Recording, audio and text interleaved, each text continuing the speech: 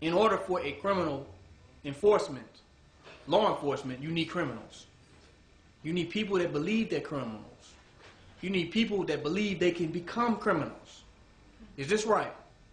You need people that believe that they can be criminalized. And if you don't have those type of people, then there's no place for a criminal justice system. Because you know there are no justice for criminals. So once you find people who don't accept that, they say you're innocent to proven guilty, but treat you as you're guilty till you're proven innocent. If you find somebody who's not going to, for one moment,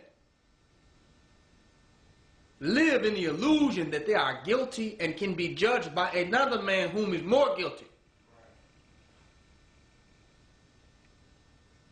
If you create that type of consciousness, there will be no place for a police system. I'm not talking about warfare and terrorism. I'm talking about the new reality.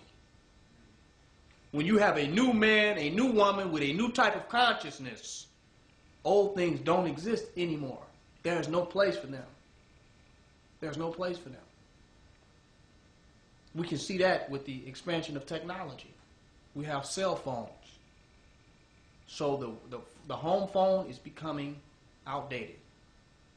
Everybody even has cell phones now. People are starting to have cell phones as home phones instead of landlines. It became outdated because the consciousness of man changed. Not that we can't still use landline phones if we so choose to, but our consciousness has caused them to become insignificant, obsolete. So if that's the case, the evolution of our consciousness will cause this white supremacy to become obsolete. His legal system will become obsolete, not because we are battling with it, but because we have become someone else. We have become somebody else. Completely. And that's what we are here to cause in the mind and consciousness of our people, because they can only do what we allow them to do. And we won't solve the situation by marching, because we're still validating that they have the power and we're expecting them to change by marching. But it ain't them who need to change. It's us who need to change. It's us who need to change. Because when we become solid in our self-empowered self, and when we hear that African drum and feel the power of our own beingness emanating from ourselves where we stand at, there's certain things you won't go for. And your enemy will know that you won't go for it. So he will be less quick to try. Because he don't feel like you're a victim. Every predator needs a particular type of prey. You can see this in animal life. They try to run up on the weakest buffalo. They try to run up on the weakest deer. They see the one that is limping, the one that's not secure about itself, the one that's kind of being kept away from the herd, disunification, the one that's separate, a little confused about its direction. That's the one that they go get and eat.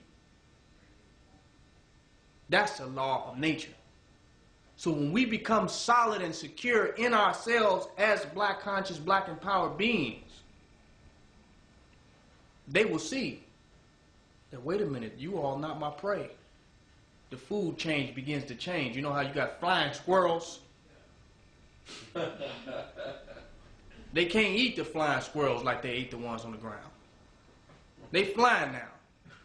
Evolve. Absolutely.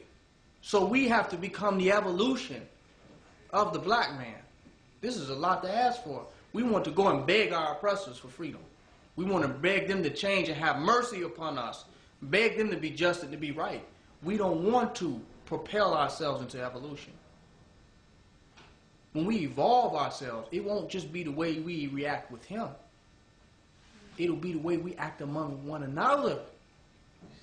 The way we act among one another, the way our intelligence and our mastermind develops one among one another. He will be incapable of pulling over the stuff that he pulled over on the past. He has took advantage. He's took advantage of our inability to mastermind among ourselves as a community.